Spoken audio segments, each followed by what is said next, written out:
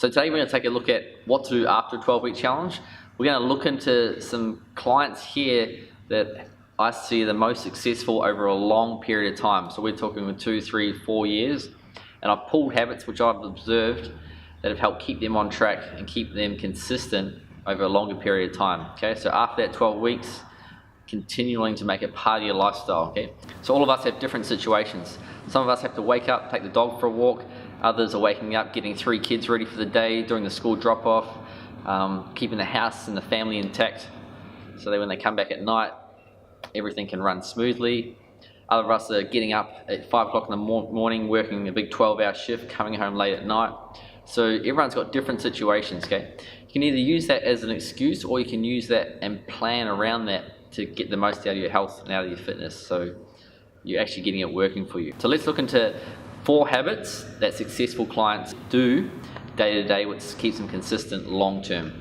First thing is they fight for their training times. Okay, it's so easy for something to come along and then go, oh, I'm not training today, or not having a plan, maybe just waking up and seeing how you feel. Okay, obviously some days you're actually going to be not feeling well and you're better off to sleep in.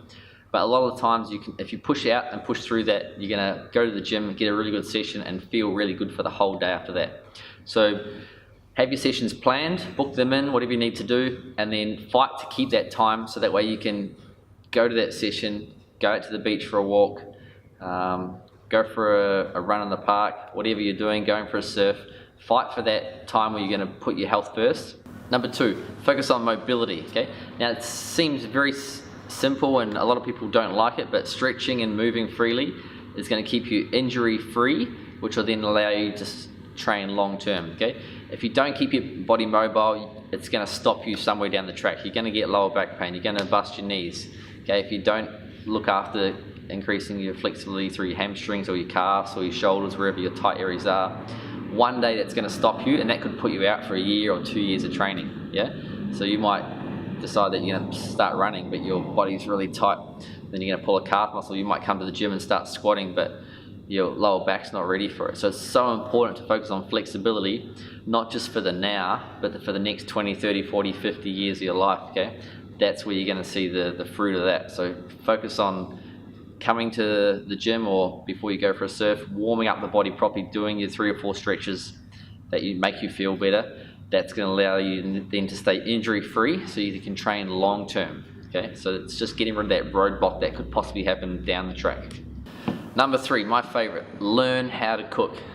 Now we've gone through a phase where we've gone from fast, easy meal prep solutions that come in packets and all that stuff. Now we're moving through a phase where everyone's getting back into cooking. They're cooking more flavors and food, still very fast, but with a lot more nutrition and a lot less of the rubbish that we used to have in the past. Okay, so it's important. Now, people have come to me and they said, oh, how do you boil broccoli? Which I'm like, whoa, how do you not know how to do that?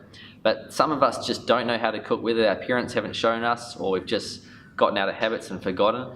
It's super important that we learn how to cook good food. And yes, it's going to be challenging and you've got to learn new habits, but long term, it's going to be a really good tool that can help you get good food, cook it up, prepare it, and fuel the body correctly. That's going to give you the energy to train hard tomorrow, or do the full day with the family. It's something that I'm very passionate about. So experiment with new foods, get creative. If you get sick of that type of flavor, then change it. Yeah, jump on UberShape Nutrition. We've got lots of good meal ideas on there, both on Instagram and Facebook, just to keep those ideas running fresh. So we're always trying to think of new ideas. So jump on board with us and we can help you with that. But yeah, learn how to cook and prepare your own food. Okay, you just can't buy good food on the run. It's that simple. And the last one, number 4, sleep. Okay, sleep is super important for recovering, keeping your stress hormones down, and then getting the most out of your whole day. Yeah. Now some of you guys might have 1 or 2 year olds, 3 year olds, then that's definitely going to mix up your sleep.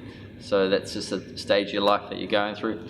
Other people that can control their sleep, making sure you're not staying up late on social media, make sure you turn the TV off a little bit earlier, try and calm the brain down. Sleep is super important to longevity, and if you can get your 6 hours, 8 hours, whatever suits your body. Some of us can run off less, some can need a lot more sleep, so that just determines, that's very personal, determines what you need. So focus on sleep, have a basic plan, try and stick to it. Be careful of social media and TV time, screen time they call it now. Get your sleep, wake up the next day feeling lots of energy, and that's going to give you some sustainable recovery, so then you can feel good, train hard tomorrow. Alright, so that wraps up where to go to after a 12-week challenge. Number 1, fight for your training times or your exercise time. 2, focus on mobility, flexibility, how the body's moving. Number 3, learn how to cook. Get creative, cook good food, fuel the body efficiently so you can train hard tomorrow.